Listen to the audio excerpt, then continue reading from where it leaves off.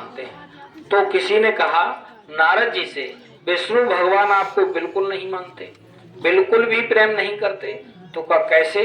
का जब आप बैठ के वहां से चले आते हो तो वो लक्ष्मी जी से वो जगह गाय के गोबर से लिपवा देते हैं। नारद जी को भरोसा नहीं हुआ तो उन्होंने कहा कल आप जाकर देख लेना।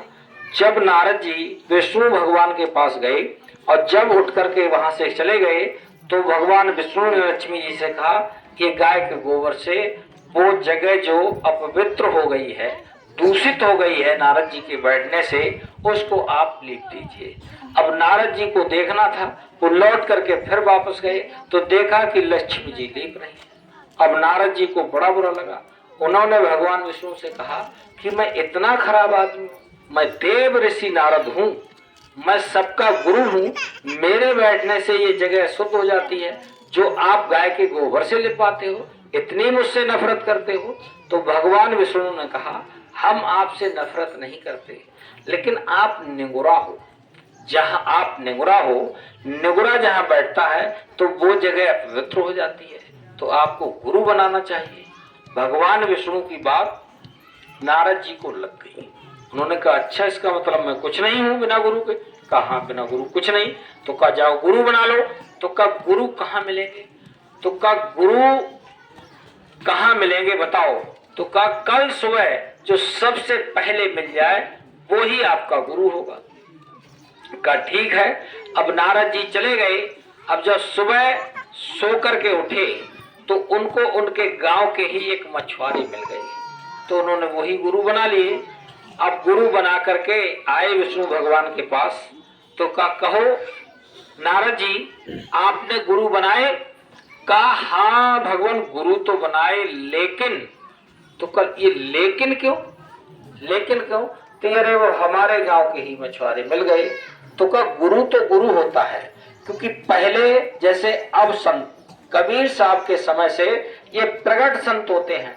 पहले संत जो होते थे वो गुप्त रहते थे, उनको कोई पहचान नहीं सकता था। आपके ही घर में रहते, बेटा बनकर बाप बनकर आप पहचान नहीं सकते थे उनको, तो गुप्त संत होते थे। तो कल लेकिन क्यों? तो कहा गांव के मछुआरे हैं। तो कहा आपको अब पाप लग गया, आपको पाप लग गया, क्योंकि गुरु को आपने साधारण मान लिया। अब आप 84 में जाओगे और आपको मेढक का जन्म मिलेगा। भगवान विष्णु ने नारद जी से कह दिया मेढक का मिलेगा। अब तो नारद जी बहुत परेशान हुए। तो महाराज अब क्या किया जाए? कहा अपने गुरुदेव के पास जाइए, ये पावर तो गुरु को ही होती है।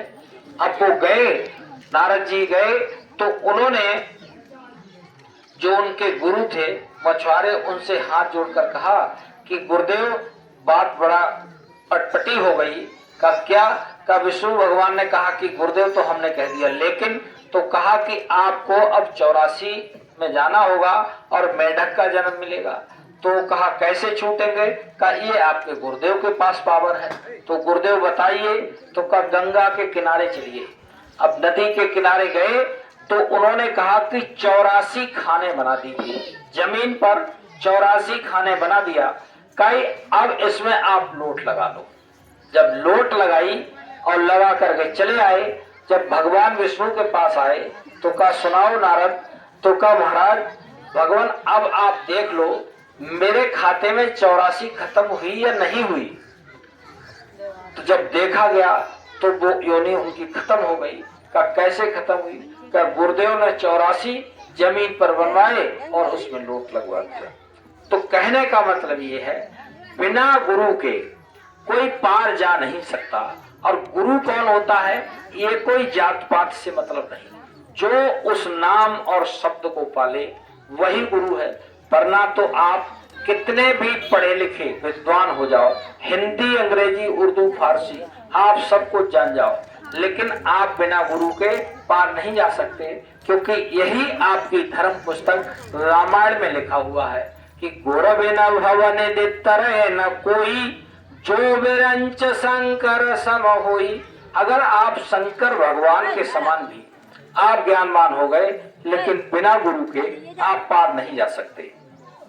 तो इसलिए गुरु बनाना भी जरूरी होता है। देखिए भगवान राम ने गुरु बनाए, भगवान कृष्ण ने गुरु बनाए, गोस्वामी जी महाराज, मीराबाई, सबने गुरु बनाए। और उन्होंने लिखा कि राम कृष्ण ते को बड़े तिनहु तो गुरु कीन, और तीन लोक के नायका गुरु आगे आधीन। भगवान राम भगवान कृष्ण जो तीनों लोगों के मालिक थे, वो भी अपने गुरु के आगे अधीन थे।